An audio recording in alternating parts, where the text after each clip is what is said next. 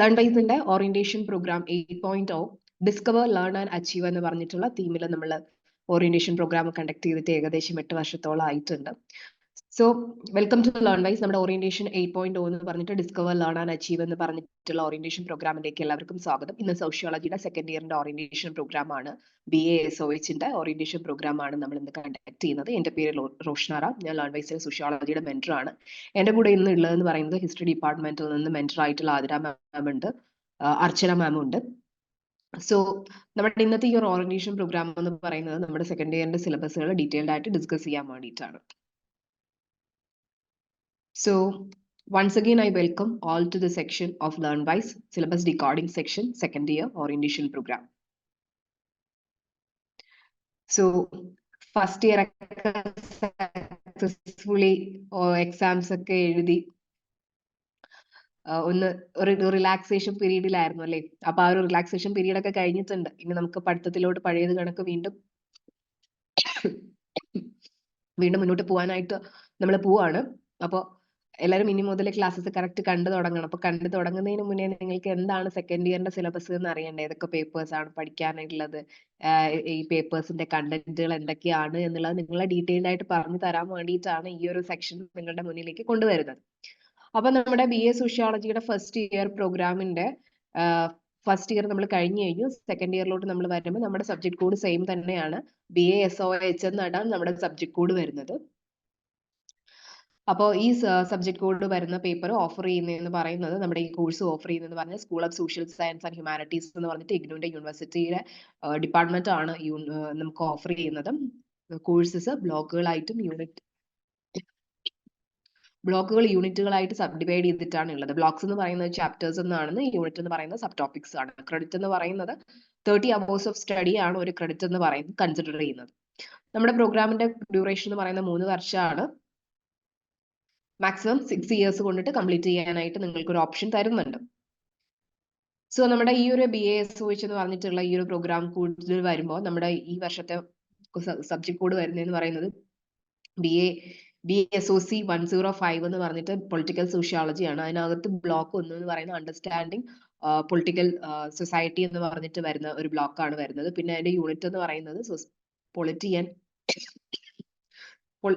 Unit 1 എന്ന് പറയുന്നത് polity and society ആണ്. സോ ക്രെഡിറ്റ്സ് എന്താണെന്ന് അറിയാലോ. നമ്മുടെ കോൺടാക്ട്സ് ഓഫ് അവേഴ്സ്, എത്ര അവേഴ്സ് നമ്മൾ പഠിക്കുന്നുണ്ടോ എന്നുള്ളത് യൂണിവേഴ്സിറ്റി ഒരു പാരാമീറ്റർ ആയിട്ട് കൺസിഡർ ചെയ്തിട്ടാണ് നിങ്ങൾക്ക് ഓരോ പേപ്പറിനും ഓരോ ക്രെഡിറ്റ് നിശ്ചയിക്കുന്നത്. സോ നമ്മുടെ BA സോഷ്യോളജിയുടെ പ്രോഗ്രാമിലെ ഫസ്റ്റ് ഇയർ മൊത്തം ടോട്ടൽ ഫസ്റ്റ് ഇയറും സെക്കൻഡ് ഇയറും തേർഡ് ഇയറും കൂടെ നമ്മൾ കാൽക്കുലേറ്റ് ചെയ്യുമ്പോൾ മൊത്തം പഠിക്കുന്ന കോഴ്സിന്റെ എണ്ണം എന്ന് പറയുന്നത് 26 കോഴ്സുകളാണ്. ടോട്ടൽ നമ്മൾ 3 വർഷം പഠിച്ചിറങ്ങുമ്പോൾ നമുക്ക് കിട്ടുന്ന ക്രെഡിറ്റിന്റെ എണ്ണം എന്ന് പറയുന്നത് 148 ആണ്. ഡ്യൂറേഷൻ എന്ന് പറയുന്നത് 3 വർഷമാണ്. അപ്പൊ ഫസ്റ്റ് ഇയറിലുള്ള നമ്മൾ 8 പേപ്പേഴ്സ് പഠിച്ചു കഴിഞ്ഞു. 44 ക്രെഡിറ്റ്സ് ആണ് നമുക്ക് അതിനകത്ത് നമ്മൾ അച്ചീവ് ചെയ്യുന്നത്. അപ്പോൾ ഫസ്റ്റ് ഇയറിലെ ആ 8 കോഴ്സസ് കഴിഞ്ഞിട്ടുണ്ട്. എക്സാംസ് ഒക്കെ കഴിഞ്ഞിട്ടുണ്ട്. റിസൾട്ട്സുകളൊക്കെ വൈകാതെ തന്നെ നിങ്ങൾക്ക് വരുന്നതായിരിക്കും. ഓരോ പേപ്പറുകൾ പയ്യാണ് യൂണിവേഴ്സിറ്റി റിലീസ് ചെയ്യുന്നത് കേട്ടോ.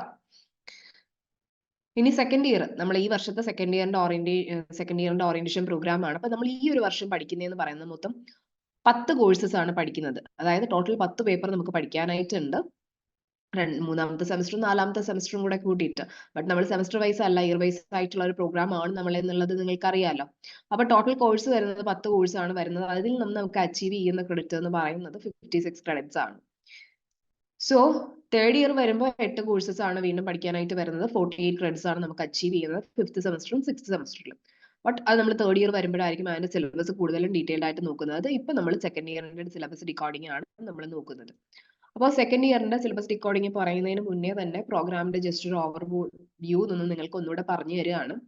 14 കോർ കോഴ്സസ് സബ്ജക്ട് ഉണ്ട്. കോർ കോഴ്സസ് എന്ന് പറഞ്ഞാൽ അറിയാമല്ലോ, സബ്ജക്റ്റിന്റെ ഡീറ്റെയിൽഡ് ആയിട്ട് വരുന്ന സോഷ്യോളജിയുടെ പേപ്പേഴ്സ് ആണ്. അപ്പൊ അതിന് മൊത്തം കിട്ടുന്ന ക്രെഡിറ്റ് എന്ന് പറയുന്നത് 84 ക്രെഡിറ്റ് ആണ് കിട്ടുന്നത്. പിന്നെ ഡിസിപ്ലിൻ സ്പെസിഫിക് ആയിട്ടുള്ള എലക്ടീവ്സ് ഉണ്ട്. അതിൽ 24 ക്രെഡിറ്റ് ആണ് കിട്ടുന്നത്. ഈ 14 കോർ കോഴ്സസ് എന്ന് പറയുമ്പോൾ 6 ക്രെഡിറ്റ് വീതം വെച്ചിട്ടാണ് അതിന് വരുന്നത്.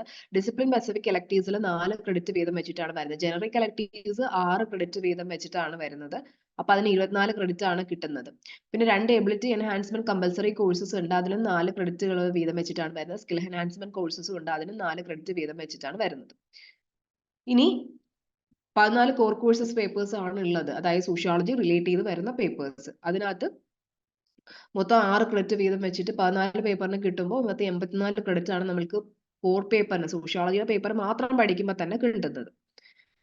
ഇനി നമ്മൾ പഠിക്കാനുള്ള പേപ്പേഴ്സിനെ ഡീറ്റെയിൽഡ് ആയിട്ട് ഞാൻ പറയുകയാണ്. അത് സബ്ജക്ട് റിലേറ്റഡ് ആയിട്ടുള്ള പേപ്പേഴ്സിനെയാണ് ഞാൻ കൂടുതലായിട്ട് പറയുന്നത്. സെക്കൻഡ് ഇയർ വരുമ്പോൾ, ഫസ്റ്റ് ഇയർ നിങ്ങൾ നോക്കണ്ട, ഇവിടെ സെക്കൻഡ് ഇയർ എന്ന് പറഞ്ഞിട്ട് വരുന്നുണ്ട്. അതിനകത്ത് ഈ ഒരു ഹൈലൈറ്റ് ചെയ്തിട്ടുള്ള പോർഷൻസ് ആണ്. അതായത് BSOC 105 political sociology, 106 sociology of religion, BSOC 107 sociology of gender, BSOC 108 economic sociology, BSOC 109 sociology of kinship, BSOC 110 social stratification. ഇത്രയും പേപ്പേഴ്സ് ആണ് സെക്കൻഡ് ഇയറിൽ നിങ്ങൾക്ക് സബ്ജക്ട് സ്പെസിഫിക് ആയിട്ട് വരുന്ന പേപ്പേഴ്സ്, കോർ കോഴ്സ് പേപ്പേഴ്സ്. ഇനി ജനറിക് എലക്ടീവ്സ് എന്ന് പറഞ്ഞിട്ടുള്ള പേപ്പേഴ്സ് ഉണ്ട്. സെക്കൻഡ് ഇയർ വരുമ്പോൾ 2 ജനറിക് എലക്ടീവ് പേപ്പേഴ്സ് ആണ് വരുന്നത്. അതിനകത്ത് വരുന്നതെന്ന് പറയുന്നത് BEGG 173 academic writing and composition വരുന്നുണ്ട്. പിന്നെ BPAG 174 സസ്റ്റൈനബിൾ ഡെവലപ്മെന്റ് എന്ന് പറഞ്ഞിട്ട് ഒരു പേപ്പറും കൂടെ വരുന്നുണ്ട്. അപ്പൊ ഈ ജനറിക് എലക്ടീവ്സ് എന്ന് പറയുന്നത് ഇന്റർ ഡിസിപ്ലിനറി ആയിട്ടുള്ള കോഴ്സസ് ആണ്. പല ഹ്യൂമാനിറ്റീസിന്റെ പല സോഷ്യൽ സയൻസസിന്റെ ഡിപ്പാർട്ട്മെന്റ്സുകൾക്ക് ഓഫർ ചെയ്യുന്ന പേപ്പേഴ്സ് ആണ് ഇത് രണ്ടെണ്ണം എന്ന് പറയുന്നത്. അതായത് അക്കാഡമിക് റൈറ്റിംഗ് കോമ്പോസിഷനും പിന്നെ സസ്റ്റൈനബിൾ ഡെവലപ്മെന്റും. ഇനി സ്കിൽ എൻഹാൻസ്മെന്റ് കോഴ്സസ് ഉണ്ട്. അതായത് കമ്പ്യൂട്ടർ ആപ്ലിക്കേഷൻ ഇൻ ബിസിനസ്സും ബിസിനസ് കമ്മ്യൂണിക്കേഷൻ എന്ന് പറഞ്ഞിട്ടുള്ള 2 പേപ്പേഴ്സ് ആണ് സ്കിൽ എൻഹാൻസ്മെന്റ് കോഴ്സസ് ആയിട്ട് വരുന്നത്. അപ്പൊ നിങ്ങളുടെ വാല്യൂ ബേസ്ഡ് ആയിട്ടുള്ള സ്കിൽ ബേസ്ഡ് ആയിട്ടുള്ള നോളജസ് എൻഹാൻസ് ചെയ്യാൻ വേണ്ടിയിട്ടാണ് ഈ 2 കോഴ്സസ് പ്രൊവൈഡ് ചെയ്യുന്നത്. അപ്പൊ നമ്മൾ മൊത്തം ഈ ഒരു വർഷം പഠിക്കുന്നതിന്റെ പേപ്പറിന്റെ എണ്ണം എന്ന് പറയുന്നത് 10 പേപ്പർ ആണ് കേട്ടോ. ഓർമ്മിച്ച് വെച്ചോളൂ, 10 പേപ്പർ. സോ നമ്മൾ സിലബസിന്റെ മൊത്തത്തിലുള്ള ഓവർവ്യൂ, മൊത്തത്തിലുള്ള പേപ്പറിന്റെ എണ്ണമാണ് നമ്മൾ നോക്കാനായിട്ട് പോകുന്നത്. അപ്പൊ ഇത്രയും പേപ്പേഴ്സ് ആണ് നിങ്ങൾ സെക്കൻഡ് ഇയറിൽ നിങ്ങൾ പഠിക്കുന്നത്. ഫസ്റ്റ് ഇയറിലല്ല, സെക്കൻഡ് ഇയറിൽ നിങ്ങൾ പഠിക്കുന്നത്. അപ്പോൾ സെക്കൻഡ് ഇയറിൽ വരുമ്പോൾ പഠിക്കുന്ന പേപ്പേഴ്സ് ഞാൻ ഒന്നുകൂടെ റിപ്പീറ്റ് ചെയ്യുകയാണ്. Political sociology BSOC 105, sociology of religion 106, sociology of gender 107, economic sociology 108, sociology of kinship 109, social stratification 110, academic writing and composition BEGG 173, computer application of business BCOS 183, sustainable development BPAG 174, business communication. അപ്പൊ ഇത്രയും papers ആണ് നമുക്ക് വരുന്നത്. ഇതിനകത്ത് ഈ yellow കളറിൽ highlight ചെയ്തിട്ടുള്ളതൊക്കെ നിങ്ങളുടെ subject specific ആയിട്ടുള്ള പേപ്പേഴ്സ് ആണ്. അതായത് കോർ കോഴ്സ് കമ്പൽസറി പേപ്പേഴ്സ് ആണ്. മൊത്തം 6 ക്രെഡിറ്റ് ആണ് വരുന്നത്. പിന്നെ ഈ അക്കാഡമിക് റൈറ്റിംഗ് ആൻഡ് കോമ്പോസിഷനും പിന്നെ സസ്റ്റൈനബിൾ ഡെവലപ്മെന്റും 6 ക്രെഡിറ്റ് വീതം വെച്ചിട്ട് വരുന്നതാണ്. അത് ജനറിക് എലക്റ്റീവ് ആയിട്ടുള്ള പേപ്പേഴ്സ് ആണ് കേട്ടോ. പിന്നെ കമ്പ്യൂട്ടർ ആപ്ലിക്കേഷൻ ബിസിനസ്സും ബിസിനസ് കമ്മ്യൂണിക്കേഷൻ എന്ന് പറഞ്ഞിട്ടുള്ള ആ പേപ്പർ എന്ന് പറയുന്നത് 4 ക്രെഡിറ്റ് വീതം വെച്ചിട്ട് വരുന്ന പേപ്പർ എന്നുള്ള സ്കിൽ എൻഹാൻസ്മെന്റ് ആയിട്ട് വരുന്ന പേപ്പേഴ്സ് ആണ്. അപ്പൊ നമ്മൾ മൊത്തത്തിൽ ഈ വർഷം പഠിക്കുന്ന പേപ്പറിന്റെ എണ്ണം എന്ന് പറയുന്നത് 10 പേപ്പേഴ്സ് ആണ് നമുക്ക് പഠിക്കാനായിട്ടുള്ളത്. സോ സെക്കൻഡ് ഇയർ വരുന്ന core course papers political sociology, sociology of religion, sociology of gender, economic sociology, sociology of kinship and social stratification. ഈ ടേംസ് ഒക്കെ കേട്ട് പരിചയമുണ്ടോ? കാരണം ഈ ടേംസുകളൊക്കെ നമ്മൾ പല കാര്യങ്ങളും നമ്മൾ ഫസ്റ്റ് ഇയറിലൊക്കെ ചെറുതായിട്ട് പഠിച്ചു പോയ കാര്യങ്ങളാണ്. അത് നമ്മൾ ഈ ഒരു വർഷം വരുന്ന സമയത്ത് പല കിൻഷിപ്പിന്റെ ഒക്കെ ടെർമിനോളജീസ്, നോർത്ത് ഇന്ത്യൻ കിൻഷിപ്സ് ഒക്കെ നമ്മൾ പഠിച്ചിട്ടുണ്ട്. അതൊക്കെ കുറച്ചുകൂടെ ഡീറ്റെയിൽഡ് ആയിട്ട് ഒരു ഒറ്റ പേപ്പറിലായിട്ട് വരുവാണ് കേട്ടോ. ഈ ഒരു ഇയർ വരുമ്പോൾ നിങ്ങൾ ആ ഒരു വ്യത്യാസം ഒന്ന് മനസ്സിലാക്കുക. അപ്പൊ ഞാൻ ഓരോ പേപ്പറുമായിട്ടുള്ള ഡിസ്ക്രിപ്ഷൻസിലോട്ട് മൂവ് ചെയ്യാണ്. So political sociology BSOC 105 6 credit വീതം വരുന്ന കോർ കോഴ്സ് പേപ്പേഴ്സ്. സോ ഈ ഒരു പൊളിറ്റിക്കൽ സോഷ്യോളജിയുടെ പേപ്പറിൽ പറയുന്നതെന്ന് വെച്ച് കഴിഞ്ഞാൽ മേജർ ആയിട്ടുള്ള political issues, contemporary political issues നമ്മൾ പറയുന്നുണ്ട്. പല പൊളിറ്റിക്കൽ തീംസുകൾ പറയുന്നുണ്ട്. പവറിന്റെ കോൺസെപ്റ്റ്, അങ്ങനെയുള്ള കോൺസെപ്റ്റ്, ഗവർണൻസിന്റെ concept, state and society relate ചെയ്തിട്ടുള്ള റിലേഷൻഷിപ്സുകൾ എങ്ങനെയാണ് വരുന്നത്, ഇതൊക്കെ നമ്മൾ ഈ ഒരു പേപ്പറിനകത്ത് നോക്കും. സോ ഇതിനകത്ത് വരുന്ന ബ്ലോക്കിന്റെ എണ്ണം എന്ന് പറയുന്നത് 4 ബ്ലോക്കുകളാണ് വരുന്നത്. ബ്ലോക്ക് 1 എന്ന് പറയുന്നത് understanding political sociology, polity and society എന്ന് പറഞ്ഞിട്ട് ഒരു യൂണിറ്റ് ഉണ്ട്.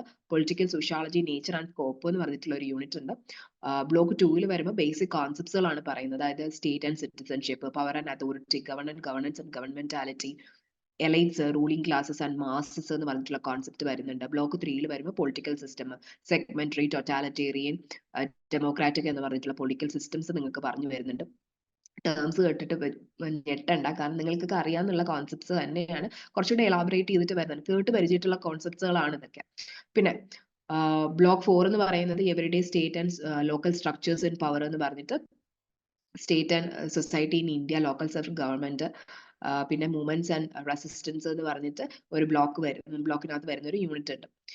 സോ ഇനി നമ്മൾ അടുത്ത പേപ്പർ എന്ന് പറയുന്നത് sociology of religion, core course paper തന്നെയാണ്, 6 ക്രെഡിറ്റ് വീതം വരുന്ന. ഈ ഒരു പേപ്പറിനകത്ത് നമ്മൾ റിലീജിയൻ റിലേറ്റ് ചെയ്തിട്ടുള്ള ആസ്പെക്ട്സ് ആണ് നമ്മൾ പറയുന്നത്. അതായത് റിലീജിയൻ എങ്ങനെയാണ് ഇൻഡിവിജ്വലിന് ആയിട്ട് വരുന്നത്, അത് റിലേറ്റ് ചെയ്തിട്ടുള്ള ഇമ്പോർട്ടൻറ്റ് തിയറീസ് നമ്മൾ പറയുന്നുണ്ട്. അത് റിലേറ്റ് ചെയ്തിട്ടുള്ള എങ്ങനെയാണ് സൊസൈറ്റി ഇൻഫ്ലുവൻസ് ചെയ്യുന്നത്, ഇങ്ങനെയുള്ള കാര്യങ്ങളൊക്കെയാണ് ഈ ഒരു പേപ്പറിനകത്ത് വരുന്നത്. അപ്പൊ ഇതിന്റെ കണ്ടന്റ് എന്താണെന്നുള്ളത് നോക്കാം. ഇതിനകത്ത് വരുന്ന ബ്ലോക്ക് എന്ന് പറയുന്നത് സോഷ്യോളജിക്കൽ അണ്ടർസ്റ്റാൻഡിങ് ഓഫ് റിലീജിയൻ ആണ്. അതിനകത്ത് വരുന്ന ഒരു യൂണിറ്റ് എന്ന് പറയുന്നത് formulating religious elementary forms of religion, asceticism and accumulation, religion, economy and society, rationality, religion, politics and state, theodicy and extology, magic, science and religion. പിന്നെ block 2 വന്നിട്ട് elements of religion, sacred, myth, ritual, social signification of religion, body, life cycle, rituals, പിന്നെ prayer, pilgrimage and festivals, religion, sect and cult, craft and religious specialist. പിന്നെ block 3 വരുമ്പോൾ religious movements, അതിനകത്ത് religion and solitude, bhakti, Sufism മൂവ്മെന്റ്സുകൾ വരുന്നുണ്ട്, religious reform മൂവ്മെന്റ്സുകൾ വരുന്നുണ്ട്, age of new movements വരുന്നുണ്ട്. അപ്പൊ ഇത്രയും കാര്യങ്ങളാണ് നമ്മൾ റിലീജിയൻ എന്ന് പറഞ്ഞ പേപ്പറിനകത്ത് പഠിക്കുന്നത്. ഇനി സോഷ്യോളജി ഓഫ് ജെൻഡർ എന്ന് പറയുന്ന പേപ്പർ, നമ്മൾ ഇതിന്റെ കുറച്ച് ബേസിക്സ് നമ്മൾ പഠിച്ചിട്ടുണ്ടല്ലേ. Gender sensitization, society and culture എന്ന് പറഞ്ഞിട്ട് ഒരു പേപ്പർ നമുക്ക് ഫസ്റ്റ് ഇയറിൽ പഠിക്കാനായിട്ടുണ്ടായിരുന്നു. അത് റിലേറ്റ് ചെയ്ത് വരുന്ന കുറച്ചുകൂടെ ബ്രോഡർ പെർസ്പെക്റ്റീവിൽ വരുന്ന ഒരു പേപ്പറാണ്. അപ്പൊ ഈ ഒരു പേപ്പറിനകത്ത് സെക്സ്, സെക്ഷുവാലിറ്റി എന്നൊക്കെ പറഞ്ഞിട്ടുള്ളത് ഓൾറെഡി നിങ്ങൾ ഈ കോൺസെപ്റ്റ്, ബേസിക് കോൺസെപ്റ്റ്സ് ഓൾറെഡി പഠിച്ചിട്ടുണ്ട്. അത് തന്നെയാണ് വീണ്ടും ഇവിടെ വരുന്നത്. ജെൻഡർ റിലേറ്റഡ് ആയിട്ടുള്ള ഒരു പേപ്പർ നമുക്ക് സോഷ്യോളജി റിലേറ്റ് ചെയ്ത് പഠിക്കുന്നു എന്നുള്ള 6 ക്രെഡിറ്റ് ആണ് ഈ ഒരു പേപ്പറിന് വരുന്നത്. അപ്പൊ ഇതിനകത്ത് വരുമ്പോൾ വരുന്ന കാര്യങ്ങൾ എന്നൊക്കെ പറയുന്നത്, ബ്ലോക്ക് 1 എന്ന് പറയുന്നത് gender as a social construct, repetition ആണല്ലേ. അപ്പൊ യൂണിറ്റ് 1 എന്ന് പറയുന്നത് gender, sex and sexuality, production of masculinity and feminity, gender and embodiment. Then block 2 വന്നിട്ട് gender, sexuality and inequality, intersexuality, race, caste and ethnicity, family, sexual division of labour and property, gender and work, gender and development. Block 3 വന്നിട്ട് gender, power and resistance, power, subordination and resistance, sexual violence, woman movements, woman and queer movements. ഇത്രയും കാര്യങ്ങളാണ് നമ്മൾ ഈ ഒരു പേപ്പറിനകത്ത്, അതായത് sociology of ജെൻഡറിനകത്ത് പഠിക്കുന്നത്. ഇനി അടുത്തെന്ന് പറയുന്നത് എക്കണോമിക് സോഷ്യോളജി. എക്കണോമിക് സോഷ്യോളജിക്കാണ് നമ്മൾ പഠിക്കുന്നതെന്ന് വെച്ച് കഴിഞ്ഞാൽ എങ്ങനെയാണ് എക്കണോമിക് ആക്ടിവിറ്റി വരുന്നത്, സോഷ്യോ കൾച്ചറൽ ബേസിസ് എന്തൊക്കെയാണ് എന്നുള്ളത് നമ്മൾ നോക്കും. അതിന്റെ ഗ്ലോബൽ ആയിട്ടുള്ള കൺസേൺസ് എന്തൊക്കെയാണെന്ന് നോക്കും. സോഷ്യൽ എക്കണോമിക് പ്രോസസ് എങ്ങനെയാണെന്നുള്ളത് നോക്കും. ലോക്കൽ ലെവലിലുള്ള നോക്കും, ഗ്ലോബൽ ലെവലിലുള്ള നോക്കും. അപ്പൊ ഇങ്ങനെയൊക്കെയുള്ള കാര്യങ്ങളാണ് നമ്മൾ എക്കണോമിക് സോഷ്യോളജി എന്ന് പറഞ്ഞ പേപ്പറിനകത്ത് നമ്മൾ പഠിക്കുന്നത്. സോ ഇതിനകത്ത് വരുന്ന കാര്യം എന്ന് പറയുന്നത് ഇൻട്രൊഡക്ഷൻ ടു എക്കണോമിക് സോഷ്യോളജി നമ്മൾ നോക്കുന്നുണ്ട്. സൊസൈറ്റി, കൾച്ചർ ആൻഡ് എക്കണോമി എന്ന് പറഞ്ഞിട്ടൊരു യൂണിറ്റ് വരുന്നുണ്ട്. ഫോർമലിസം ആൻഡ് സബ്സ്റ്റാൻഷ്യലിസം വരുന്നുണ്ട്. ന്യൂ എക്കണോമിക് സോഷ്യോളജി വരുന്നുണ്ട്. ബ്ലോക്ക് 2 വരുന്നുണ്ട് ഫോംസ് ഓഫ് എക്സ്ചേഞ്ച് ആണ്. Reciprocity, gift, exchange and money. വളരെ സിമ്പിൾ ആയിട്ടുള്ള കോൺസെപ്റ്റ്സുകളാണ് കേട്ടോ ഇതൊക്കെ. ബ്ലോക്ക് 3 വന്നിട്ട് system, production and circulation and consumption, hunting and gathering, pastoralist and horticulturalist, domestic mode of production. അതായത് എക്കണോമി എങ്ങനെയാണ് സൊസൈറ്റിയിൽ ട്രാൻസ്ഫോം ആയി വന്നതെന്നുള്ളതാണ് ഈ ഒരു ഇതിനകത്ത് പറയുന്നത്. അതായത് നമ്മൾ ഹണ്ടേഴ്സ് ആൻഡ് ഗാദറേഴ്സ്, ആദ്യമ മനുഷ്യരിൽ നിന്ന് വന്ന് വേട്ടയാടി ഭക്ഷിക്കുന്ന മനുഷ്യരിൽ നിന്ന് നമ്മൾ പാസ്റ്ററലിസ്റ്റ് ആയിട്ടും ഹോർട്ടികൾച്ചറലിസ്റ്റുകളായിട്ടും domestic mode of productions start ചെയ്തു. അപ്പൊ ഇങ്ങനെയൊക്കെ വന്നപ്പോൾ എക്കണോമിയിൽ എന്തൊക്കെ തരം മാറ്റങ്ങൾ വന്നിട്ടുണ്ട് പ്രൊഡക്ഷൻ പ്രോസസ്സിനകത്ത് എന്നുള്ള കാര്യങ്ങളൊക്കെ നമ്മൾ നോക്കും. പിന്നെ ഈ ഒരു യൂണിറ്റിൽ 9ാമത്തെ യൂണിറ്റ് എന്ന് പറയുന്നത് പ്രസന്റ് എക്കണോമിയാണ്. പിന്നെ യൂണിറ്റ് 10 എന്ന് പറയുന്നത് ക്യാപിറ്റലിസം കോൺസെപ്റ്റ്, സോഷ്യലിസം കോൺസെപ്റ്റ് പഠിക്കുന്നുണ്ട്. ബ്ലോക്ക് 4 വന്നിട്ട് some contemporary issues of economic സോഷ്യോളജിയാണ്. അതായത് ഡെവലപ്മെന്റ്, ഗ്ലോബലൈസേഷൻ, ഇങ്ങനെയുള്ള കാര്യങ്ങളൊക്കെയാണ് നമ്മൾ ഈ എക്കണോമിക് സോഷ്യോളജി എന്ന് പറഞ്ഞ പേപ്പറിനകത്ത് നമ്മൾ ഡീൽ ചെയ്യുന്നത്. ഇനി സോഷ്യോളജി ഓഫ് കിൻഷിപ്പ്, അതിനകത്ത് BSOC 109 6 ക്രെഡിറ്റ് വരുന്ന കോർ കോഴ്സ് പേപ്പർ തന്നെയാണിത്. ഇതിനകത്ത് നമ്മൾ നോക്കുന്നതെന്ന് പറഞ്ഞു കഴിഞ്ഞാൽ കിൻഷിപ്പിന്റെ ടെർമിനോളജീസ്, എത്നോഗ്രാഫിക് സ്റ്റഡീസ്, നമ്മളിത് പഠിച്ചിട്ടുണ്ട്. നോർത്ത് ഇന്ത്യൻ കിൻഷിപ്പും സൗത്ത് ഇന്ത്യൻ കിൻഷിപ്പും ഒക്കെ ആയിട്ട് നമ്മൾ പഠിച്ചിട്ടുണ്ട്. അപ്പൊ അതിന്റെ ഒരു കണ്ടിന്യൂഷൻ തന്നെയാണത്. അപ്പൊ ഇതിനകത്ത് നമ്മൾ പഠിക്കുന്നതെന്ന് വെച്ച് കഴിഞ്ഞാൽ ബ്ലോക്ക് 1 ഇൻട്രൊഡക്ഷൻ ആണ്. അതിനകത്ത് understanding kinship studies, basic concept, നമ്മൾ അലയൻസ് അപ്രോച്ച്, മാരേജ് അപ്രോച്ച്, അങ്ങനെയൊക്കെയുള്ള കാര്യങ്ങളൊക്കെ നമ്മൾ പഠിച്ചിട്ടില്ലേ, ഡിസെന്റ് അപ്രോച്ച് ഒക്കെ. അപ്പൊ അത് ബ്ലോക്ക് 2 വരുന്നുണ്ട്. Descent approach, 4 approach, cultural approach. Block 3 family, household and marriage വരുന്നുണ്ട്. Cross cultural variations in India, class, gender and dimensions വരുന്നുണ്ട്. റീഇമാജിനിങ് ഫാമിലീസ് വരുന്നുണ്ട്. ബ്ലോക്ക് 4 റീകാസ്റ്റിംഗ് കിൻഷിപ്പ് വരുന്നുണ്ട്. Relatedness and fictive kinship and gender, new reproductive technologies, popular culture and reimagining kinship. അപ്പൊ ഇങ്ങനെയുള്ള കാര്യങ്ങളൊക്കെയാണ് നമ്മൾ ഈ ഒരു സോഷ്യോളജി ഓഫ് കിൻഷിപ്പ് എന്ന് പറഞ്ഞിട്ടുള്ള ഈ ഒരു പേപ്പറിനകത്ത് പഠിക്കുന്നത്. ഇനി സോഷ്യൽ സ്ട്രാറ്റിഫിക്കേഷൻ എന്ന് പറഞ്ഞിട്ടുള്ള ലാസ്റ്റ് വരുന്ന ഒരു പേപ്പറാണ്. നമ്മുടെ സോഷ്യോളജി കോർ കോഴ്സിൽ വരുന്ന ഒരു പേപ്പറാണ്. സോഷ്യൽ സ്ട്രാറ്റിഫിക്കേഷൻ എന്ന് പറയുമ്പോൾ നിങ്ങൾക്ക് എന്താണ് അതിൽ നിന്ന് മനസ്സിലാവുന്നത്? അതായത് നമ്മുടെ സൊസൈറ്റി പല രീതിയിൽ സ്ട്രാറ്റിഫൈഡ് ആണ് അല്ലെ, പല തരത്തിലുള്ള വേർതിരിവുകളുണ്ട് ആയിട്ട്. അതെങ്ങനെയാണ് എന്നുള്ളതാണ് നമ്മൾ ഈ ഒരു സോഷ്യൽ സ്ട്രാറ്റിഫിക്കേഷൻ പേപ്പറിലൂടെ നമ്മൾ നോക്കുന്നത്. അപ്പൊ അതിനകത്ത് വരുന്ന കണ്ടന്റ് എന്താണെന്ന് നോക്കാം. ഒന്നാമതെന്ന് പറയുന്നത് ഇൻട്രൊഡ്യൂഷൻ സ്ട്രാറ്റിഫിക്കേഷൻ. എന്താണ് സ്ട്രാറ്റിഫിക്കേഷൻ എന്ന് പറഞ്ഞു തരും. ബേസിക് കോൺസെപ്റ്റും അതിന്റെ ബേസിസും എന്താണ് എന്നുള്ളത് നോക്കും. പിന്നെ തിയറീസ് ഓഫ് സ്ട്രാറ്റിഫിക്കേഷൻ നമ്മൾ നോക്കും അല്ലെ. മാർക്സിയൻ തിയറി ഓഫ് സ്ട്രാറ്റിഫിക്കേഷൻ എന്താണ്, വെബേറിയൻ തിയറി ഓഫ് സ്ട്രാറ്റിഫിക്കേഷൻ എന്താണ്, ഫങ്ഷണലിസ്റ്റ് തിയറി ഓഫ് സ്ട്രാറ്റിഫിക്കേഷൻ എന്താണ്, ഇന്ററാക്ഷണൽ ആൻഡ് അട്രിബ്യൂഷണൽ തിയറി നമ്മൾ നോക്കും. ബ്ലോക്ക് 3 വന്നിട്ട് ഐഡന്റിറ്റീസ് ആൻഡ് ഇനിക്വാളിറ്റീസ് ആണ്. അതായത് race and caste and class, race and ethnicity, gendering inequality, ഇങ്ങനെയുള്ള കാര്യങ്ങളൊക്കെ നമ്മൾ ഇവിടെ നോക്കാം. ബ്ലോക്ക് 4 വന്നിട്ട് മൊബിലിറ്റി ആൻഡ് റീപ്രൊഡക്ഷൻ ആണ്. അതായത് concept and forms of mobility, factors and forces of mobility. Mobility എന്ന് പറഞ്ഞാൽ മൂവ്മെന്റ് എന്നാണ് ഉദ്ദേശിക്കുന്നത് കേട്ടോ. കൾച്ചറൽ ആൻഡ് സോഷ്യൽ റീപ്രൊഡക്ഷൻ, ഇങ്ങനെയുള്ള കാര്യങ്ങളൊക്കെ നമ്മൾ ബ്ലോക്ക് 4 നോക്കും. അപ്പൊ ഇത്രയും ആണ് നമ്മുടെ കോർ കോഴ്സ് പേപ്പേഴ്സ് വരുന്നത് കേട്ടോ. ഇനി ഇത് കഴിഞ്ഞതിന് ശേഷം നമുക്ക് വരുന്ന പേപ്പേഴ്സ് ആണ് ജനറിക് എലക്ടീവ് പേപ്പേഴ്സ്. ഈ ജനറിക് എലക്ടീവ് പേപ്പേഴ്സിനാണ് നമ്മൾ പഠിക്കുന്ന 2 പേപ്പേഴ്സ് എന്ന് പറയുന്നത്. ഒന്ന് സസ്റ്റൈനബിൾ ഡെവലപ്മെന്റ് ആണ്. സസ്റ്റൈനബിൾ ഡെവലപ്മെന്റ് എന്ന് പറയുന്നത് BPAG 174. അതായത് നമ്മൾ സസ്റ്റൈനബിൾ ഡെവലപ്മെന്റ് കോൺസെപ്റ്റ്സ് ഒക്കെ നമ്മൾ കടന്നു പോയിട്ടുണ്ട് നമ്മൾ ഫസ്റ്റ് ഇയറിലൊക്കെ. അപ്പൊ ഈ സസ്റ്റൈനബിൾ ഡെവലപ്മെന്റ് എന്ന് പറയുന്നത് നമ്മൾ എങ്ങനെയാണ് നമ്മൾ ഫ്യൂച്ചറിനെ കൂടെ കൺസേൺ ചെയ്തിട്ട് ഡെവലപ്മെന്റ് കൊണ്ടുപോവുക എന്നുള്ളതാണ് ഈ സസ്റ്റൈനബിൾ ഡെവലപ്മെന്റ് എന്ന് പറയുന്നത്. അതിന്റെ സസ്റ്റൈനബിൾ ഡെവലപ്മെന്റ് മീനിങ് എന്താണ്, അതിന്റെ നേച്ചർ എന്താണ്, അതിന്റെ സ്കോപ്പ് എന്താണ്, ഇത് കൊണ്ട് പഠിക്കുന്നതുകൊണ്ടുള്ള ഉപയോഗം എന്താണ് എന്നുള്ളത് നമ്മൾ നോക്കും. പിന്നെ പല രീതിയിലുള്ള ഗ്ലോബൽ ആയിട്ടുള്ള പല രീതിയിലുള്ള ക്ലൈമറ്റിക് ചേഞ്ചസ് വരുന്നുണ്ട്, പല രീതിയിലുള്ള ഡിസാസ്റ്റേഴ്സ് വരുന്നുണ്ട്. അങ്ങനെയൊക്കെയുള്ള പല രീതിയിലുള്ള കാര്യങ്ങൾ നമ്മുടെ സൊസൈറ്റിയിൽ ഹാപ്പൻ ചെയ്യുന്നുണ്ട് അല്ലെ. അപ്പൊ ഇങ്ങനെയൊക്കെയുള്ള വരുന്ന സമയത്ത് നമ്മൾ എങ്ങനെയാണ് ഒരു സസ്റ്റൈനബിൾ ആയിട്ടുള്ള വേയിൽ നമ്മൾ ഇതൊക്കെ മാനേജ് ചെയ്ത് പോവേണ്ടത്, ഫ്യൂച്ചറിനെ കൂടെ എങ്ങനെ നമുക്ക് കൺസേൺ ചെയ്യണം. പിന്നെ സസ്റ്റൈനബിൾ ഡെവലപ്മെന്റ് ഗോൾസ് എന്ന് പറഞ്ഞിട്ട് ഒരു 17 ഗോൾസോളം ഉണ്ട്. ആ ഗോൾസുകളൊക്കെ എന്താണ് എന്നുള്ളത് നമ്മൾ പഠിക്കണം. അതായത് വാട്ടറിനെ പ്രൊട്ടക്ട് ചെയ്യുക, വൈൽഡ് ലൈഫിനെ പ്രൊട്ടക്ട് ചെയ്യുക, ഇങ്ങനെയൊക്കെയുള്ള പല രീതിയിലുള്ള സാനിറ്റേഷൻ ഫെസിലിറ്റീസ് കൊടുക്കുക, ഹൈജീൻ ഫെസിലിറ്റീസ് കൊടുക്കുക, ഇങ്ങനെയൊക്കെയുള്ള പല ഗോൾസുകൾ ഉണ്ടല്ലേ, 17 ഗോൾസുകൾ. അപ്പൊ അത് പഠിക്കുക എന്നുള്ളതാണ്. അപ്പൊ ഇതിനകത്ത് നമുക്ക് എന്താണെന്നുള്ളത് ഡീറ്റെയിൽഡ് ആയിട്ട് നോക്കാം. ഒന്ന് എന്ന് പറയുന്നത് block 1 concept of sustainable development. ഇതിനകത്ത് meaning and nature and scope of sustainable development, major components of sustainable development, approaches to sustainable development, goals of sustainable development. Block 2 വന്നിട്ട് development, sustainability and climatic change. ഇതിനകത്ത് concept of global commons and climatic change, international conventions of sustainable development, interrelationship and development, sustainability and climatic change, case for differentiated responsibilities.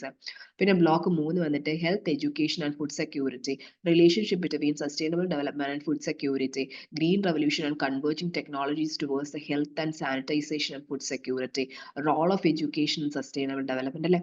ഈ sustainable development എന്തെങ്കിലും വീണ്ടും ഇങ്ങനെ repeated ആയിട്ട് പറയുമ്പോൾ, അതായത് food security, ഇങ്ങനെയൊക്കെയുള്ള കാര്യങ്ങളൊക്കെ നമ്മുടെ സൊസൈറ്റിയിൽ അഭിമുഖീകരിക്കുന്ന പ്രശ്നമാണ്. നമ്മുടെ ഇന്ത്യ തന്നെ എടുത്ത് നോക്കി കഴിഞ്ഞു കഴിഞ്ഞാൽ ഒരു ഗ്രീൻ റെവല്യൂഷൻ വരുന്നതിന് മുന്നേ വരെ ഇന്ത്യയിൽ ഹരിത വിപ്ലവം ആ ഒരു ഇത് വരുന്നതിന് മുന്നേ തന്നെ എന്തൊക്കെ പ്രശ്നങ്ങളായിരുന്നു ഇന്ത്യക്കാന്നുണ്ടായിരുന്നത്. ഇന്ത്യക്ക് ഇനഫ് ആയിട്ടുള്ള ഫുഡ് സെക്യൂരിറ്റി റിസോഴ്സസ് ഒന്നും ഇല്ല. പിന്നെ ഗ്രീൻ റെവല്യൂഷൻ വന്നതിന് ശേഷമാണ് നമ്മൾ കുറച്ചുകൂടെ ഒരു സസ്റ്റൈനബിൾ ആയിട്ട് ഒരു സെൽഫ് സഫിഷ്യൻസി നമ്മൾ ഫുഡ് ഗ്രെയിൻസിനകത്ത് നമ്മൾ അച്ചീവ് ചെയ്തത്. അപ്പൊ ഇങ്ങനെയൊക്കെയുള്ള പല പല പ്രശ്നങ്ങൾ നമ്മുടെ രാജ്യം തന്നെ അഭിമുഖീകരിക്കുന്നുണ്ട് അല്ലെ. അപ്പൊ ഇങ്ങനെയുള്ള കാര്യങ്ങളൊക്കെ നമ്മൾ ഈ ഒരു പേപ്പറിനകത്ത് കടന്നു പോകുന്നുണ്ട്. അപ്പൊ ഇതൊക്കെ കുറച്ചുകൂടെ മനസ്സിലാക്കാനായിട്ട് നമ്മൾ ഈ ഒരു പേപ്പർ പഠിക്കുന്നത് കൊണ്ട് പറ്റും. പിന്നെ ബ്ലോക്ക് 4 വന്നിട്ട് സസ്റ്റൈനബിൾ ഡെവലപ്മെന്റ് ഫോർവേഡ് വേ. അതിനകത്ത് role of policy innovations in sustainable development, recognisation of ecological limits of equity and justice, alternative ways of research generation and capacity enhancement. ഇത്രയും കാര്യങ്ങളാണ് നമ്മൾ ഈ ഒരു ബ്ലോക്ക് 4 കവർ ചെയ്ത് പോകുന്നത്. ഇനി ജനറിക് എലക്ടീവ് പേപ്പർ ആയിട്ടുള്ള അക്കാഡമിക് റൈറ്റിംഗ് ആൻഡ് കോമ്പോസിഷൻ എന്ന് പറഞ്ഞിട്ടുള്ള ഒരു പേപ്പർ. അപ്പോൾ ഇതിനകത്ത് വളരെ ഇമ്പോർട്ടന്റ് ആയിട്ടുള്ള പേപ്പേഴ്സ് ആണ്. അപ്പോൾ നിങ്ങൾ ഫസ്റ്റ് ഇയറിൽ ഇംഗ്ലീഷ് കമ്മ്യൂണിക്കേഷൻ സ്കിൽസ് ഒക്കെ പഠിച്ച സ്ഥിതിക്ക് ഇവിടെ ഒരു അക്കാഡമിക് റൈറ്റിംഗ് കോമ്പോസിഷൻ എന്ന് പറയുന്ന പേപ്പർ വലിയ ബുദ്ധിമുട്ടൊന്നും ഉണ്ടാവില്ല കേട്ടോ. അപ്പോൾ ഇതും ഒരു 6 ക്രെഡിറ്റ് വരുന്ന പേപ്പറാണ്. ഇതിന്റെ അക്കാഡമിക് റൈറ്റിംഗ്, നോൺ അക്കാഡമിക് ആയിട്ടുള്ള റൈറ്റിംഗ്സ് എങ്ങനെയാണ് വരുന്നത്, പാരാഗ്രാഫ്സ് എങ്ങനെ എഴുതണം, കോമ്പോസിഷൻസ് എങ്ങനെ എഴുതണം, സമ്മറി റൈറ്റിംഗ് എങ്ങനെ എഴുതണം എന്നുള്ളത്, നോട്ട് മേക്കിംഗ് എങ്ങനെ ഉണ്ടാക്കണം എന്നുള്ളത്, നോട്ട് ടേക്കിംഗ് എങ്ങനെ ചെയ്യണം എന്നുള്ളത്, ബുക്ക് ആൻഡ് മീഡിയ. ഇപ്പൊ പലരും വിളിച്ചിട്ട് പറയും, മാം ഞങ്ങൾ എങ്ങനെയാണ് നോട്ട് ചെയ്യേണ്ടത്, എനിക്ക് ആ നോട്ട് ചെയ്യാനായിട്ട് പറ്റുന്നില്ല. അപ്പൊ ഇങ്ങനെയൊക്കെയുള്ള പ്രശ്നങ്ങൾ. അപ്പൊ ഈ ഒരു പേപ്പർ പഠിക്കുമ്പോൾ സ്വന്തമായിട്ട് എങ്ങനെ നോട്ട് ക്രിയേറ്റ് ചെയ്യണം എന്നുള്ളത് നിങ്ങൾ പഠിക്കും. അപ്പോൾ ഈ ഒരു പേപ്പറിനകത്ത് വരുന്ന കണ്ടന്റുകൾ എന്താണെന്നുള്ളത് നോക്കാം. ഒന്നെന്ന് പറയുന്നത് ബ്ലോക്ക് 1 എന്ന് പറയുന്നത് ഇംപ്രൂവിംഗ് ദി ബേസിക്, ബ്ലോക്ക് 2 എന്ന് പറയുന്നത് എഫക്റ്റീവ് റൈറ്റിംഗ് എഫക്റ്റീവ്ലി, ബ്ലോക്ക് 3 എന്ന് പറയുന്നത് developing the different types of composition, block 4 എന്ന് പറയുന്നത് ഡിഫറെന്റ് ടൈപ്സ് ഓഫ് റൈറ്റിംഗ്. ഇതിനകത്ത് ബ്ലോക്ക് 1 വരുന്ന പേപ്പർ യൂണിറ്റ്സ് എന്ന് പറയുന്നത് unit 1 developing critical analytical and interpretative thinking skills, unit 2 the process of approach to writing, unit 3 എന്ന് പറയുന്നത് academic and non academic writing, unit 4 എന്ന് പറയുന്നത് kinds of academic writing and block 2 എന്ന് പറയുന്നത് writing effectively. ഇതിനകത്ത് വരുന്ന യൂണിറ്റ് എന്ന് പറയുന്നത് unit 5 the basics of writing, unit 6 എന്ന് പറയുന്നത് how to write a paragraph, unit 7 എന്ന് പറയുന്നത് ഡെവലപ്പിംഗ് എ കോമ്പോസിഷൻ, യൂണിറ്റ് 8 എന്ന് പറയുന്നത് the issues of copyright and plagiarism. അപ്പോൾ അത് ഇത്രയുമാണ് ആ ഒരു ബ്ലോക്കിനകത്ത് വരുന്നത്. നമുക്ക് ഇനി അടുത്ത ബ്ലോക്ക് നോക്കാം. ബ്ലോക്ക് 3 എന്ന് പറയുന്നത് developing different types of compositions ആണ്. അതിനകത്ത് യൂണിറ്റ് 9 എന്ന് പറയുന്നത് എക്സ്പോസിറ്ററി റൈറ്റിംഗ്, യൂണിറ്റ് 10 എന്ന് പറയുന്നത് നറേറ്റീവ് റൈറ്റിംഗ്, യൂണിറ്റ് 11 എന്ന് പറയുന്നത് ആർഗ്യുമെന്റേഷൻ, യൂണിറ്റ് 12 എന്ന് പറയുന്നത് പെർസീവ് റൈറ്റിംഗ്. ബ്ലോക്ക് 4 എന്ന് പറയുന്നത് ഡിഫറെന്റ് ടൈപ്സ് ഓഫ് റൈറ്റിംഗ് ഉണ്ട്. അതിനകത്ത് യൂണിറ്റ് 13 എന്ന് പറയുന്നത് writing reports, unit 14 writing proposals, unit 15 book and media reviews, unit 16 എന്ന് പറയുന്നത് ലേണിംഗ് ടു എഡിറ്റ്. അപ്പൊ ഇത്രയും കാര്യങ്ങളാണ് നമ്മൾ ഈ ഒരു ബ്ലോക്കിനകത്ത് അല്ലെങ്കിൽ ഈ ഒരു പേപ്പറിനകത്ത് നമ്മൾ പഠിക്കുന്നത്. ഇനി നമ്മൾ വന്നിട്ട് സ്കിൽ എൻഹാൻസ്മെന്റ് കോഴ്സസ് ആണ് നോക്കുന്നത്. ഇതിനകത്ത് കമ്പ്യൂട്ടർ ആപ്ലിക്കേഷൻ ബിസിനസ് എന്ന് പറഞ്ഞിട്ട് BCOS 183 എന്ന് പറഞ്ഞിട്ട് സ്കിൽ എൻഹാൻസ്മെന്റ് കോഴ്സ് വരുന്നുണ്ട്. ഇതിൽ 4 ക്രെഡിറ്റ് ആണ് കേട്ടോ കിട്ടുന്നത്. നമ്മൾ ഇതുവരെ നോക്കിയതൊക്കെ 6 ക്രെഡിറ്റ് വരുന്നതാണെങ്കിൽ ഇപ്പൊ 4 ക്രെഡിറ്റ് വരുന്നതാണ് നോക്കുന്നത്. ഇതിനകത്ത് ബ്ലോക്ക് 1 എന്ന് പറയുന്നത് ഫണ്ടമെന്റൽസ് ഓഫ് കമ്പ്യൂട്ടേഴ്സ്, ബ്ലോക്ക് 2 എന്ന് പറയുന്നത് ഡേറ്റ ഹാൻഡ്ലിംഗ്, ബ്ലോക്ക് 3 എന്ന് പറയുന്നത് വേർഡ് പ്രോസസിംഗ്, ബ്ലോക്ക് 4 എന്ന് പറയുന്നത് power point presentation multimedia, and block 5 എന്ന് പറയുന്നത് സ്പ്രെഡ്ഷീറ്റ് ആൻഡ് ബിസിനസ് ആപ്ലിക്കേഷൻ. വളരെ ഇമ്പോർട്ടന്റ് ആയിട്ടുള്ള ഒരു പേപ്പർ തന്നെയാണിത്. കാരണം നിങ്ങൾക്ക് എങ്ങനെയാണ് യൂസ് ചെയ്യുന്നത്, പല ടെക്നിക്കൽ ആപ്ലിക്കേഷൻസ് യൂസ് ചെയ്യുന്നത്, പവർ പോയിന്റ് പ്രസന്റേഷൻ, PPT എങ്ങനെ ചെയ്യണം, മൾട്ടിമീഡിയ, അതായത് സ്പ്രെഡ്ഷീറ്റ്സുകൾ എങ്ങനെ യൂസ് ചെയ്യണം, ഇങ്ങനെയുള്ള കാര്യങ്ങളൊക്കെയാണ് ഇതിനകത്ത് പറഞ്ഞു തരുന്നത്. അപ്പൊ ഇതിന്റെ കണ്ടന്റ് എന്ന് പറയുന്നത് ബ്ലോക്ക് 1 ഫണ്ടമെന്റൽസ് ഓഫ് കമ്പ്യൂട്ടേഴ്സ്, ഇതിനകത്ത് unit 1 introduction to computer, unit 2 application to computers, unit 3 web application, unit 4 basics of computer software, block 2 എന്ന് പറയുന്നത് data handling, unit 5 business and informations, then unit 6 IT security measures in business, unit 7 internet services and email configuration, unit 8 plastic money, e-wallet and online pay. അപ്പോൾ നമ്മൾ ഇന്ന് നിൽക്കുന്നതെന്ന് പറയുന്നത് GPay, PhonePe, Paytm അങ്ങനെയൊക്കെയുള്ള പലതിൻ്റെതാണല്ലേ. ഇപ്പം വേറെ പല ബാങ്കിങ് സിസ്റ്റംസ് ഒക്കെ വരുന്നുണ്ട് എന്ന് കേൾക്കുന്നുണ്ട്, ഈ വാലറ്റ് പോലുള്ള. അപ്പൊ ഇങ്ങനെയൊക്കെയുള്ള നമ്മുടെ ഡിജിറ്റലൈസേഷൻ ഇത്രയും വെൽ വേഴ്സ്ഡ് ആയിട്ടുള്ള ലെവലിൽ നിൽക്കുമ്പോൾ ഇതൊക്കെ എങ്ങനെ യൂസ് ചെയ്യണം എന്നുള്ളത് നിങ്ങൾ അറിഞ്ഞിരിക്കേണ്ട കാര്യമാണ്. കാരണം ഒരുപാട് ഫ്രോഡ് ആക്ടിവിറ്റീസ്, ഇല്ലീഗൽ ആയിട്ടുള്ള ട്രാൻസാക്ഷൻസ് ഇങ്ങനെയൊക്കെയുള്ള പലതും നടക്കുന്നുണ്ട്, OTP ഷെയറിങ്. അപ്പൊ ഇങ്ങനെയൊക്കെയുള്ള അപ്പം പലരും നമുക്ക് വെൽ അവെയർ ആയിരിക്കില്ല, എല്ലാവരും അതേപോലെ അവെയർ ആയിരിക്കണം എന്നുമില്ല. അപ്പൊ നിങ്ങളെ കുറച്ചുകൂടെ അവെയർനെസ് ക്രിയേറ്റ് ആക്കുക എന്നുള്ളത് കൊണ്ട് ഉദ്ദേശിക്കുന്നുണ്ട് ഈ ഒരു കോഴ്സ് പഠിപ്പിക്കുന്നതോടുകൂടി. അത് കഴിഞ്ഞിട്ട് ബ്ലോക്ക് 3 എന്ന് പറയുന്നത് വേർഡ് പ്രോസസ്സിംഗ് ആണ്. ഇതിനകത്ത് basics of word processing, unit 10 working with word processing, unit 11 advanced tools of using word processing, unit 12 creating business documentation, block 4 PowerPoint presentation and multimedia, unit 13 working with PowerPoint, unit 14 multimedia video making and YouTube, unit 15 creating business representation. So ഇതിനകത്ത് block 5 എന്ന് പറയുന്നത് spreadsheet and computer business application, unit 16 spreadsheets and concept, unit 17 formulas and functions, unit 18 graphical representations of data, unit 19 advanced options of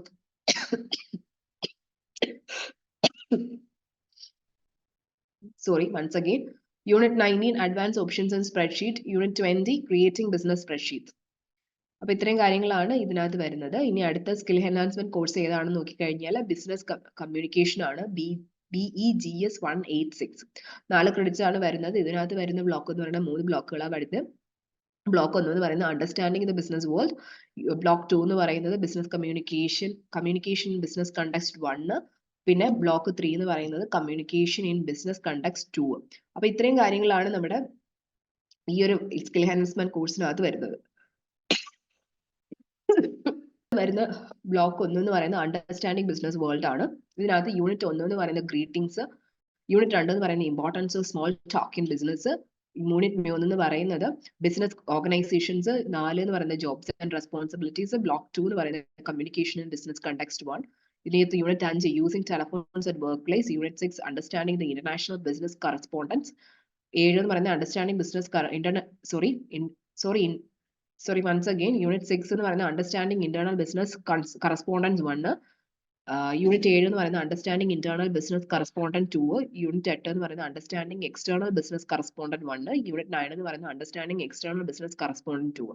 block 3 എന്ന് പറയുന്നത് communication in business context 2, unit 10 framework for drafting proposals, unit 11 writing business project proposals, unit 12 എന്ന് പറയുന്നത് understanding the importance of report 1, and unit 13 എന്ന് പറയുന്നത് drafting business reports. അപ്പോൾ ഇത്രയും കാര്യങ്ങളാണ് നമ്മുടെ ഈ പറയുന്ന സബ്ജക്ട് റിലേറ്റഡ് ആയിട്ടുള്ള പേപ്പേഴ്സും ജനറിക് എലക്ടീവ് പേപ്പേഴ്സും സ്കിൽ എൻഹാൻസ്മെന്റ് കോഴ്സസ് ആയിട്ട് നമ്മൾ പഠിക്കുന്നത്. പിന്നെ അഡീഷണൽ ആയിട്ട് നമ്മുടെ ലേൺ വൈസ് നിങ്ങൾക്ക് 2 പേപ്പേഴ്സ് കൂടെ തരുന്നുണ്ട്. അപ്പൊ നിങ്ങൾക്ക് അതിന്റെ ക്ലാസ്സസ് എന്തെങ്കിലും പേപ്പർ നിങ്ങൾ ഓഫർ ചെയ്തിട്ടുണ്ട് എങ്കിൽ നിങ്ങൾക്ക് അതിന്റെ ക്ലാസ്സസും കിട്ടുന്നതാണ്. ആ 2 പേപ്പേഴ്സ് എന്ന് പറയുന്നത് BPCS 183 ഇമോഷണൽ ഇന്റലിജൻസ് എന്ന് പറയുന്ന ഒരു പേപ്പറും, പിന്നെ BPCS 184 സ്കൂൾ ഓഫ് സൈക്കോളജി. അപ്പോൾ ഇത്രയും പേപ്പേഴ്സ്, ഈ 2 പേപ്പേഴ്സും കൂടെ അഡീഷണൽ ആയിട്ട് നിങ്ങൾ എടുത്തിട്ടുണ്ടെങ്കിൽ, ആരെങ്കിലും ഏതെങ്കിലും ലേണേഴ്സ് എടുത്തിട്ടുണ്ടെങ്കിൽ നിങ്ങൾക്ക് അതിന്റെ ക്ലാസ് കൂടെ ലേൺ വൈസ് പ്രൊവൈഡ് ചെയ്യുന്നതാണ്. സോ നമ്മുടെ ഇവാലുവേഷൻ ആൻഡ് ഗൈഡിംഗ് സിസ്റ്റത്തിലോട്ട് മൂവ് ചെയ്യാം. ഇതിനകത്ത് വന്നിട്ട് നമ്മുടെ ഇവാലുവേഷൻ എന്ന് പറയുന്നത് 2 രീതിയിലാണ് ഇവാലുവേറ്റ് ചെയ്തത്. നമ്മൾ ഫസ്റ്റ് ഇയറിൽ എങ്ങനെയാണോ ഇവാലുവേറ്റ് ചെയ്തത് അതേ രീതിക്ക് തന്നെയാണ് നമ്മുടെ സെക്കൻഡ് ഇയറിലും വരുമ്പോൾ. ഒന്നെന്ന് പറയുന്നത് ട്യൂട്ടർ മാർക്ക്ഡ് അസൈൻമെന്റുകൾ എഴുതുക എന്നുള്ളത്, 2 എന്ന് പറയുന്നത് ടേം ആൻഡ് എക്സാമിനേഷൻസ്. ഇത് രണ്ടുമാണ് നമ്മുടെ ഇവാലുവേഷന്റെ സ്കീമിനകത്ത് വരുന്നത്. ഇനി ഫൈനൽ റിസൾട്ട് വരുമ്പോൾ 30% മാർക്ക് വരുന്നതെന്ന് പറയുന്നത് ട്യൂട്ടർ മാർക്ക്ഡ് അസൈൻമെന്റ്സിൽ നിന്നാണ്. നമ്മുടെ അസൈൻമെന്റ്സുകൾ എടുത്തിട്ടാണ് നിങ്ങളുടെ ബേസിക് ആയിട്ടുള്ള മാർക്സുകൾ വരുന്നത്. ഇനി ആ അസൈൻമെന്റ് നമ്മൾ ഹാൻഡ് റിട്ടൺ ആയിട്ട് തന്നെയാണ് എഴുതുന്നത്.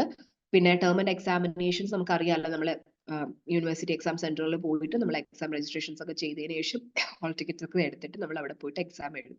അത് വരുന്നതെന്ന് പറയുന്നത് 70% മാർക്കിനാണ് ഇത് വരുന്നത്. മറ്റത് 30% മാർക്കാണ് അസൈൻമെന്റ്സ് എന്ന് പറയുന്നത്. ഇനി അസൈൻമെന്റ്സ് എന്ന് പറയുന്നത് 10 അസൈൻമെന്റ് എഴുതണം. ഈ 10 അസൈൻമെന്റ് ഹാൻഡ് റിട്ടൺ ആയിട്ട് നമ്മൾ എഴുതിയിട്ട് സ്റ്റഡി സെന്ററിലെ കോർഡിനേറ്റർക്ക് കൊണ്ടുപോയിട്ട് സബ്മിറ്റ് ചെയ്യുകയാണ് ചെയ്യുന്നത്. നമ്മൾ അവിടെ നിന്ന് ഫസ്റ്റ് ഇയറിൽ എങ്ങനെയാണ് റെസിപ്റ്റ് മേടിച്ചത് അതേപോലെ സെക്കൻഡ് ഇയറിൽ നമ്മൾ റെസിപ്റ്റ് മേടിക്കും. അപ്പൊ ഇത്രയും കാര്യങ്ങളാണ് നമുക്ക് വരുന്നത്. പിന്നെ എങ്ങനെയൊക്കെയാണോ ഫസ്റ്റ് ഇയറിൽ നിങ്ങൾക്ക് അസൈൻമെന്റ് ഗൈഡ് ബുക്കുകൾ തന്നിട്ടുള്ളത്, അതേപോലെ നിങ്ങൾക്ക് സെക്കൻഡ് ഇയറിലും അസൈൻമെന്റ് ഗൈഡ് ബുക്സുകൾ തരുന്നതുണ്ടായിരിക്കും. മെന്റർ സപ്പോർട്ട്സ് ഉണ്ടായിരിക്കും. നിങ്ങൾക്ക് അസൈൻമെന്റ് എങ്ങനെ എഴുതണം എന്നുള്ളതിന്റെ ക്ലാസ്സുകൾ അസൈൻമെന്റ് പേപ്പർ റിലീസ് ചെയ്യുമ്പോൾ സെപ്പറേറ്റ് ആയിട്ട് ഗൈഡൻസ് നിങ്ങൾക്ക് തരുന്നതാണ്.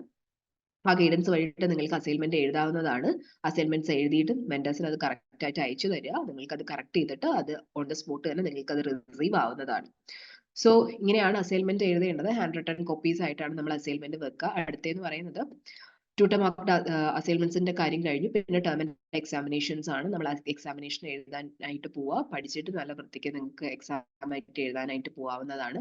ക്ലാസ്സസ് ഡെയിലി കാണാം. നിങ്ങൾക്ക് ഡെയിലി ക്ലാസ്സസ് കാണാനായിട്ട് ടൈം ടേബിൾ ഞാൻ ഷെയർ ചെയ്ത് തരുന്നതായിരിക്കും. അപ്പോൾ നിങ്ങൾക്ക് ടേം ആൻഡ് എക്സാമിനേഷൻസിന്റെ ടൈം ആകുമ്പോൾ നമ്മൾ എക്സാം രജിസ്ട്രേഷൻ ഒക്കെ ചെയ്തിട്ട് ഹോൾ ടിക്കറ്റ്സ് ഒക്കെ എടുത്തിട്ട് നമ്മൾ അസൈൻമെന്റുകളൊക്കെ നമ്മൾ എക്സാമിന് എഴുതുന്നതിന് മുന്നേതായിട്ട് നമ്മൾ വെക്കുന്നതാണ്. അത് കഴിഞ്ഞ ശേഷം നമ്മൾ എക്സാം എഴുതാനായിട്ട് നമ്മൾ പോകുന്നതാണ്. അപ്പോൾ എക്സാം എഴുതുമ്പോൾ നെക്സ്റ്റ് എക്സാമിന് ഒരു 35% മുകളിൽ മാർക്ക് വേണം. 35% താഴെ വന്നു കഴിഞ്ഞാൽ അത് നമ്മുടെ മാർക്കിംഗ് സ്കീമിൽ വളരെ ലെസ് ആയിട്ടുള്ള ഒരു ബാഡ് ഇമേജ് ആണ് നമുക്ക് ക്രിയേറ്റ് ചെയ്യുന്നത്. എന്തായാലും നിങ്ങൾക്ക് അങ്ങനെ വരില്ല. നിങ്ങൾ എല്ലാവരും നല്ല പഠിക്കുന്ന കുട്ടികളാണ്. സോ ഒരു നല്ല മാർക്കുകൾ സ്കോർ ചെയ്യാനായിട്ട് നമ്മൾ ശ്രമിക്കുക. പിന്നെ അതിന്റെ കൂടെ തന്നെ നിങ്ങൾക്ക് പ്രീവിയസ് എങ്ങനെയൊക്കെയാണോ PVQ അനാലിസിസ് വന്നത്, എക്സാം റിലേറ്റഡ് ആയിട്ടുള്ള ഗൈഡ് ബുക്സുകൾ നിങ്ങൾക്ക് കിട്ടുന്നതാണ്. പിന്നെ ലൈവ് റിവിഷൻസ് വരുന്നതാണ്. Exam related special live revisions തരുന്നതാണ്. ഇമ്പോർട്ടൻറ്റ് ക്വസ്റ്റ്യൻസ് നിങ്ങൾക്ക് ഷെയർ ചെയ്ത് തരുന്നതാണ്. ഈ ഒരു ഇയർ നെക്സ്റ്റ് ഒരു മുന്നേ തന്നെ തരാനായിട്ട് ഞങ്ങൾ ശ്രമിക്കുന്നതാണ്. അപ്പൊ നിങ്ങൾക്ക് നേരത്തെ തന്നെ ഇപ്പോഴെപ്പോഴും ഓരോ പേപ്പർ പഠിച്ചു പോകുമ്പോഴും എന്താ പറയാ അതിന്റെ കൂട്ടത്തിൽ തന്നെ എക്സാംസ് പോവാനായിട്ട് പറ്റുന്നതാണ്. സോ നമ്മുടെ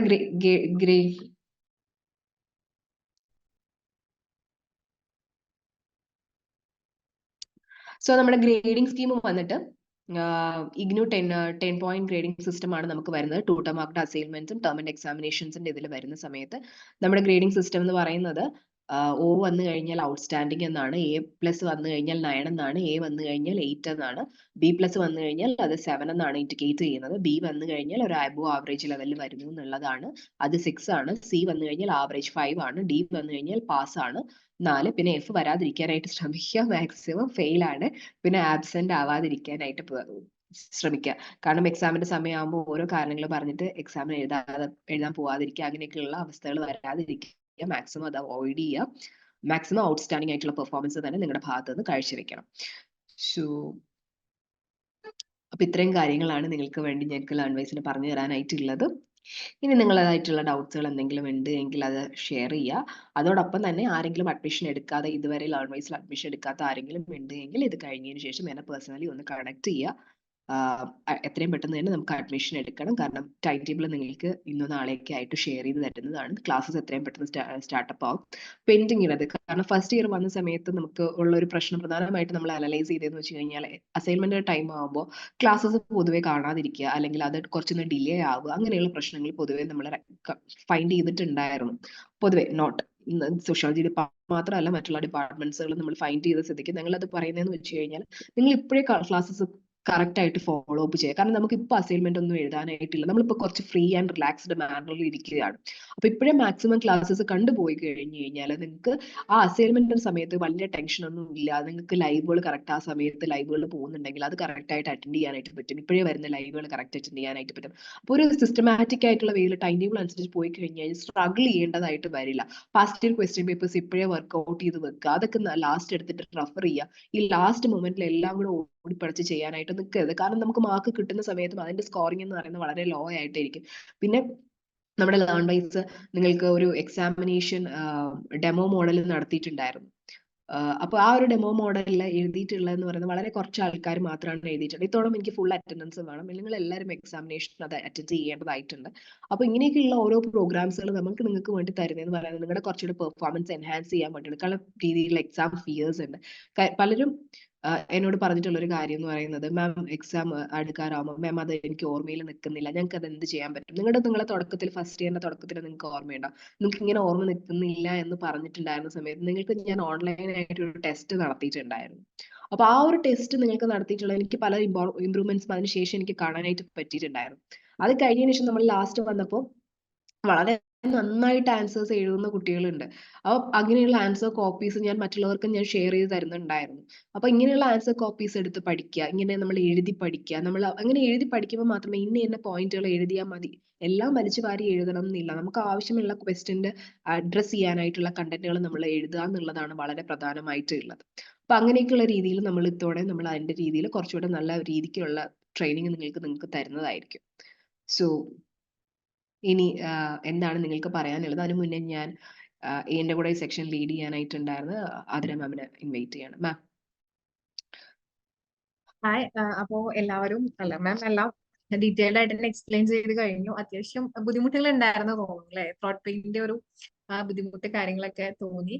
അപ്പോ എന്തായാലും എന്താ പറയാ, ഓൾ ദി ബെസ്റ്റ്. എനിക്ക് അതിനെ പറയാനുള്ളൂ. നമ്മള് തുടക്കത്തിൽ ഈ പറഞ്ഞ പോലെ കഴിഞ്ഞ ഫസ്റ്റ് ഇയറിൽ നിങ്ങൾക്ക് തന്നെ അറിയാൻ പറ്റും, ഫസ്റ്റ് സെഷനിലൊക്കെ മിക്കവാറും പലരും കാണിച്ച ആവേശമൊന്നും പിന്നീട് അങ്ങോട്ടേക്ക് കാണുന്നുണ്ടാവില്ല.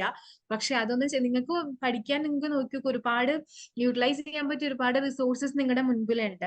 അപ്പൊ അതൊക്കെ തന്നെ മാക്സിമം യൂട്ടിലൈസ് ചെയ്തിട്ട്, ഇപ്പൊ നിങ്ങൾ അറിഞ്ഞിരുന്നോന്ന് അറിയില്ല, നമ്മുടെ ലേൺവൈസ് എന്ന നമുക്കൊരു റാങ്ക് ഹോൾഡർ ഒക്കെ ഉണ്ടായിരുന്നു സൈക്കോളജിക്ക്. ഇഗ്നോയിലെ ഏറ്റവും റെക്കോർഡ് മാർക്കിൽ പാസ്സായിട്ട് ഇറങ്ങണം. അപ്പൊ അതൊന്നും നിങ്ങൾക്ക് അകലെയുള്ള കാര്യങ്ങളല്ല. നിങ്ങൾക്ക് നിങ്ങളുടെ ഒരു കൈപ്പിടിയിൽ ഒതുക്കാൻ പറ്റുന്ന കാര്യങ്ങളൊക്കെയാണ് ഈ ഒരു റാങ്ക് ഹോൾഡർ ആവുക, ഇല്ലെങ്കിൽ ഏറ്റവും കൂടുതൽ ടോപ്പസ്റ്റ് മാർക്ക് വാങ്ങിച്ചിട്ട് യൂണിവേഴ്സിറ്റിയിൽ നിന്ന് ഇറങ്ങുക എന്ന് പറയുന്നതൊക്കെ. നിങ്ങളുടെ മാം തന്നെ അതിനൊരു ഉദാഹരണമാണ്. ആള് ഗോൾഡ് മെഡലിസ്റ്റ് ആണ് പോണ്ടിച്ചേരി സെൻട്രൽ യൂണിവേഴ്സിറ്റി എന്നൊക്കെ. അപ്പോൾ അതുകൊണ്ട് തന്നെ ആ ഒരു സപ്പോർട്ടും കാര്യങ്ങളൊക്കെ നിങ്ങൾക്ക് ഉള്ളതുകൊണ്ട് ഇതെല്ലാം തന്നെ മാക്സിമം യൂട്ടിലൈസ് ചെയ്തിട്ട് മുന്നോട്ട് വരാൻ തന്നെയാണ് എനിക്ക് പറയാനായിട്ടുള്ളത്. ഇനി എന്തെങ്കിലും ഡൗട്ട്സോ കാര്യങ്ങളോ ഉണ്ടെങ്കിൽ ചോദിക്കാം കേട്ടോ.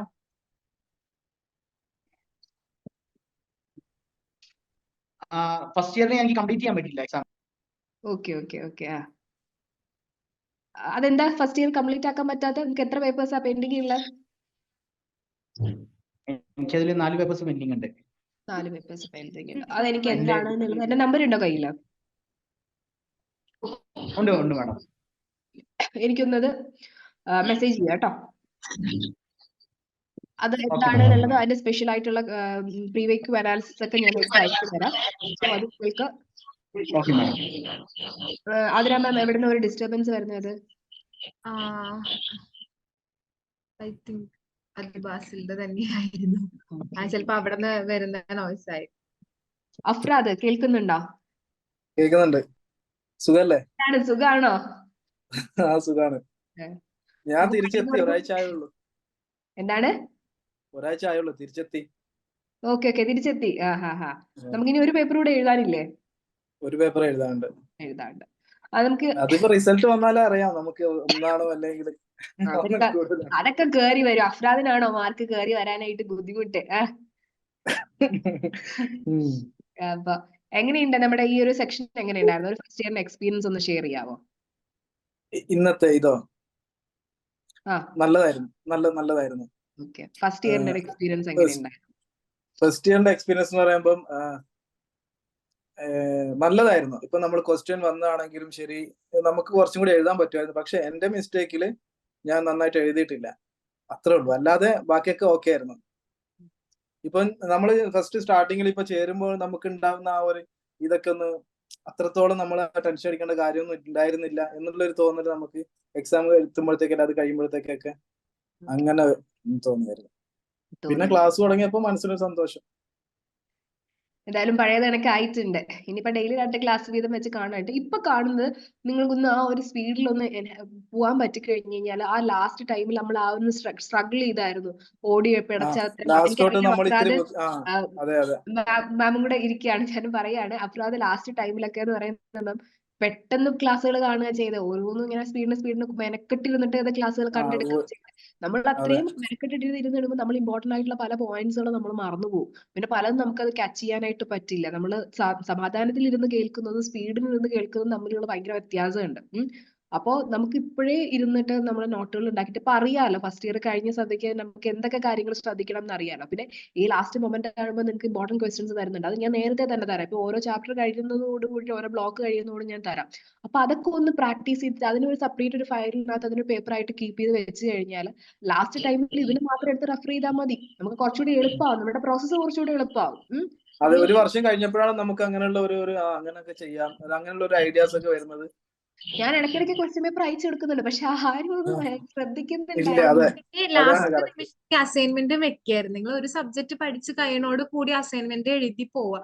അപ്പൊ എന്താന്ന് വെച്ചിട്ടുണ്ടെങ്കിൽ ഹെക്റ്റിക് ആവില്ല. നമുക്ക് എല്ലാം കൂടി ലാസ്റ്റ് എഴുതുക എന്നുള്ളൊരു ഇത് വരുന്നത് ഒരു സബ്ജക്ട് കംപ്ലീറ്റ് ചെയ്ത് കഴിഞ്ഞാൽ സ്റ്റാർട്ട് ചെയ്യുക. അസൈൻമെന്റ് സൈഡിൽ കൂടെ ഒരു ദിവസം ഒരു ക്വസ്റ്റ്യൻ എഴുതിയാലും നമുക്ക് നല്ല രീതിക്ക് അത് കംപ്ലീറ്റ് ചെയ്ത് പോവാൻ പറ്റും. അത് സബ്മിറ്റ് ചെയ്യുക. ആ ഒരൊറ്റ ക്വസ്റ്റ്യൻ കാണിച്ചാലും മതി മെന്റർക്ക്, എന്നാലും കുഴപ്പമില്ല. പക്ഷെ ലാസ്റ്റ് നിമിഷത്തേക്ക് ഈ അസൈൻമെന്റും പഠിക്കലും നമുക്ക് തന്നെ ഒരുമാതിരി കിളി പോണ ഒരു അവസ്ഥ വരരുത്. അത് ഒരു സ്ലോലി അങ്ങ് തുടങ്ങി കഴിഞ്ഞിട്ടുണ്ടെങ്കിൽ ഇപ്പഴേ ക്ലാസ്സസ് കാണാം. ഒരു സബ്ജക്ട് നമുക്ക് മിക്കവാറും ടൈം ടേബിളോ 1-2 സബ്ജക്ട് ആയിരിക്കും മാക്സിമം പാരലലി പോകുന്ന രീതിയിൽ ഇടുള്ളൂ. മിക്കതും ഒരു സബ്ജക്ട് ആയിരിക്കും. അപ്പൊ ആ സബ്ജക്ട് കംപ്ലീറ്റ് ആയി അസൈൻമെന്റ് സ്പോട്ടിൽ തുടങ്ങുക എന്നുള്ളതാണ്.